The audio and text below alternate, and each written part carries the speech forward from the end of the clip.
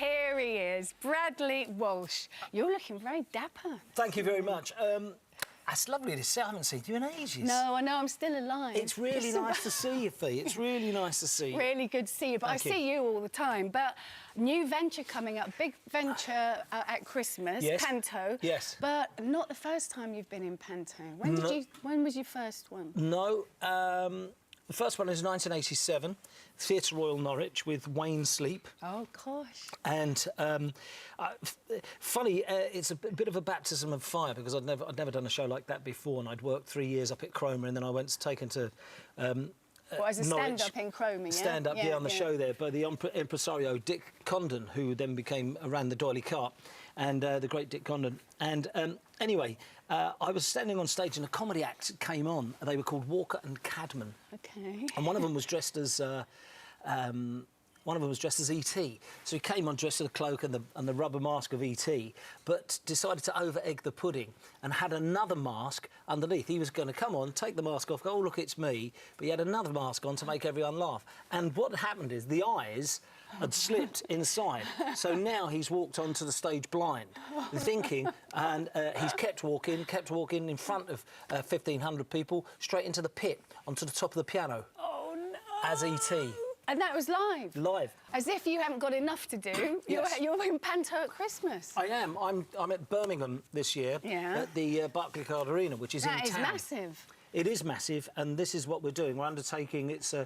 It's a new concept in pantomimes. We're doing actually the world's biggest panto, cast of over 130. Gosh.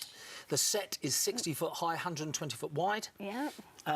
Twice the size of anywhere else, or 3 times the size of anywhere else. But we're not taking the entire arena, you understand. OK, so where are you in it then? Well, if it's elliptical, if you look at it as elliptical, an arena like right. that, Is that what we're it is? taking the end, so it's still there, so the audience will still be sitting. We'll take a flat across and take like a quadrant out, so you're sitting there like that.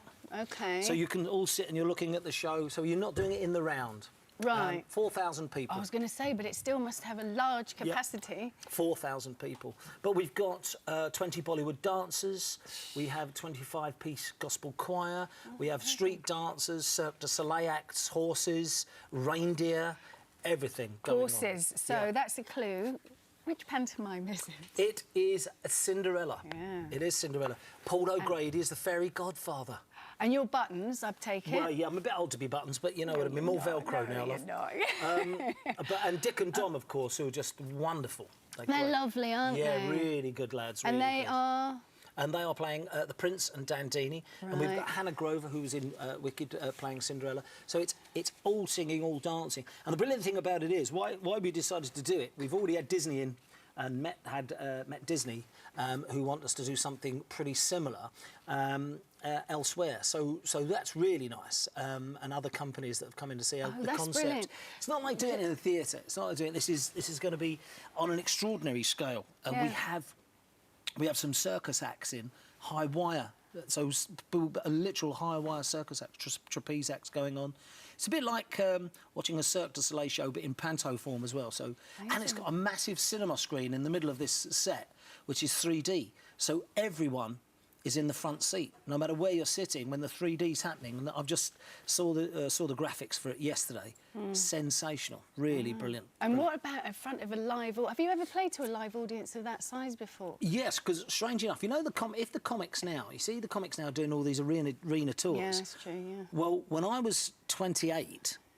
Which is many years ago, I used to support Shirley Bassey and Tom Jones. What were you, doing stand-up? Yeah, I was doing my stand-up. So in 1986 and 87, I was playing arenas then.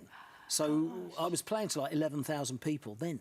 And the trick is, as well, it was trying to get them to watch you because they didn't really want to watch you. They wanted to watch Shirley or Tom. Yeah, that's hard.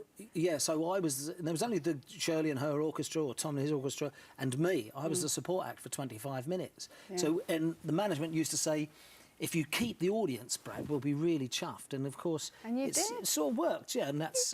Funny enough, I was... that's where I got seen for the Royal Variety in '93. Which kicked off your career. Yeah. And later on, I was on another tour with Shirley again in the Albert Hall and got seen for that. Oh, brilliant. I want to ask you about Shirley, but we haven't got time because I want to ask you about working with Paul O'Grady. Yes, well, I can't wait. You two together. I can't wait. Well, I can't imagine how you're going to get on with it, because you'll be making each other corks most of the time. Well, I tell you, I saw Paul on his show, and he said to me, I might do panto this year. And I said, no, I know. Are you going to go to Birmingham? And he said, yeah, I'm going to the Barclaycard Arena. I said, I know. I said, I'm really pleased. He said, why? I said, because I'm also doing it with you.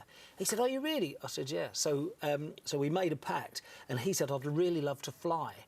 So we're going to fly him from the top of the Barclaycard Arena, which was the National Indoor Arena originally, yeah, and right in the city centre. So it's the perfect venue for us.